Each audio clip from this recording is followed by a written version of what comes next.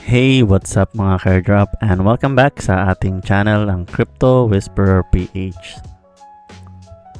So for today's video guys is pag-uusapan lang natin ang Pi Network ulit dahil bukas na ang kanilang pinakahihintay na listing date, and alam ko marami sa inyo guys ang excited na kay Pi Network guys, no? So ano ba ang mangyayari at magiging worth it ba ang ating paghihintay after ng 6 years guys, no? So ito na yata ang pinakamatagal na project na nakita kong bago mag-list guys, no? So kung may iba pa kayong alam na project na napakatagal bago na i-list is i-comment na lang din dyan sa baba guys, no? And pag-uusapan natin kung ano ba ang mga mangyayari sa kanilang listing bukas, at sisilipin natin ang mga iba't ibang exchanges at ang kanilang mga current pre-market price guys, no? So bago tayo magsimula, kung bago ka pa lang dito sa ating channel is huwag mong kalimutang mag-subscribe at i-like ang ating mga video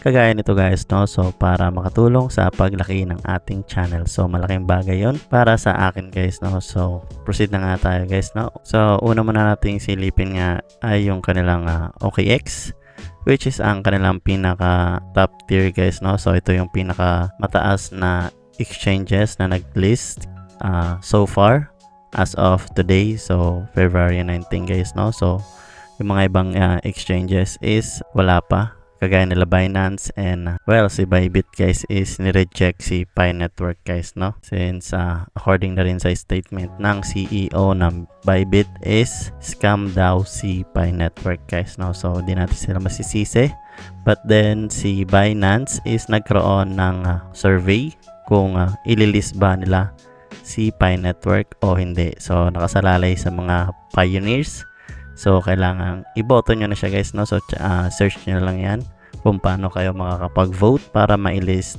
si Pi Network sa Binance guys, no? So balik na nga tayo dito kay OKX. So for spot trading pa lang available si Pi Network guys, no? So wala pa siyang futures. So ang kanilang listing timeline guys is yan, yung Pi deposit is nag-open na nga nung last February 12 guys, no? So yung mga merong Pi available balance sa kanilang Pi wallet is pwede nyo na may transfer yung inyong mga Pi token papunta kay OKX guys, no? Kung paano gawin yon is meron tayong video diyan guys, no? So hanapin nyo na lang or ilalagay ko na lang yung link dyan sa baba guys, no? And then syempre merong call action si OKX. So yung call action guys is kumbaga magkakaroon pa ng 1 hour na pagitan bago ang pinaka-trading. So magkakaroon tayo ng chance upang mailagay ang ating mga bid para sa ating mga token guys, no? So kung ano yung mga gusto nyong ilagay na price para sa inyong token is pwede na kayo makapaglagay sa auction time guys, no? And then yung pinaka spot trading ni Pi ay magaganap 8 AM UTC February 20 guys, no? So yung 8 AM is 4 PM bukas din ng hapon guys, no? So February 20, 4 PM naman sa Pilipinas kung nasa Pilipinas ka. And yung withdrawal open 6 AM UTC on February 14. Pwede na rin pala makapag-withdraw ng inyong mga Pi in case na gusto nyong i-withdraw siya guys, no? So and then sa rules for spot trading is mga normal rules lang naman guys, no? So no market orders allowed, and ito lang ang medyo siguro na bago. Nagkaroon siya ng limit guys, no? So I think nilagay nila yan para sa pagiging stable or para hindi madump daw si Pi. So according yan sa kanilang, saan ko ba nabasa? Nabasa ko yan somewhere guys, no? So nagkaroon sila ng rules na ganito. Pero yung restriction na guys, so yung mga restriction na yun is 4-5 minutes lang guys, no? So for opening trading lang yun. So after nun is back to normal na ulit, and hindi na magkakaroon ng limit guys, no? So that's for OKX. And then next is, so ito guys, no? So may timer naman dito si Pi to USDT. Walang pre-market si Pi dito kay OKX guys, no? So proceed tayo dito sa ibang exchanges. So dito naman kay MEXC, which is ililist din si Pi Network guys, is makikita natin currently highest bid is 340 USDT. And yung last traded yata is ito, 1.6. So makikita natin yung opening price kaninang 12 noon is 0.001. So kung makikita natin dito guys is yung mga ang current price ng PAI dito sa pre-market is nasa 1.69 lang guys, no? So kung nakikita natin lalaki ng quantity, so hindi naman masyado ganun kalaki, pero yung amount guys is sakto lang din. So dito naglalaro yung price ni PAI kay MEXC guys, no? So nasa 1.6 lang. So yung buying price ni PAI is 1.63. I mean 1.69. And then yung selling is 1.72. So medyo mababa. So proceed muna tayo then kay Gate.io guys, no? So ito rin is ililist niya rin si PAI. So dito kay Gate.io guys is wala naman yata siyang pre-market, but so ayun nga, countdown lang din kay Gate.io.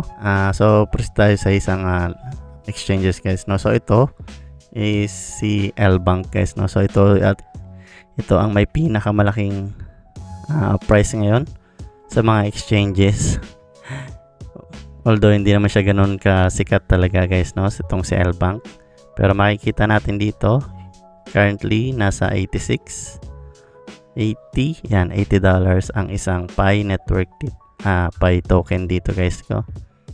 So currently buying is 82 and selling price is 86 guys, no? So kung mapapansin nyo guys is dun sa mga top tier na exchanges is hindi ganun kalaki talaga or kataas yung price ni PAI token guys, no? But kung maglaro man sa mga $2 yan sa starting price niya and hindi siya mag-fluctuate or bumagsak at maging stable lang siya from $2 to $5 is okay na rin yung guys, no? So hindi na rin masama yun para sa ganung price for trading price guys, no? Although marami nag-expect na ang price ni PAI token is makapagpayaman sa kanila guys, no? Na sinasabi nila na isang price daw ng isang PAI token ay nasa 314k USDT guys, no? So isang coin pa lang, milyonaryo ka na.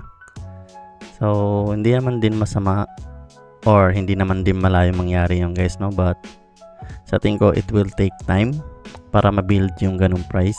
Kakailanganin siguro talaga ng mahabang panahon guys, no? So pero depende pa rin kung anong magiging plano ni PAI Network after ng kanilang listing guys, no? And syempre nakasalalay din sa community kung ano ang gagawing suporta nila after ng listing ni PAI Network guys, no?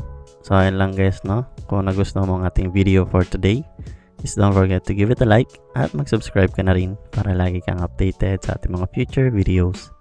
So see you sa next video guys, and comment lang kayo dyan kung ano masasabi nyo kay PAI Network guys, no? So peace!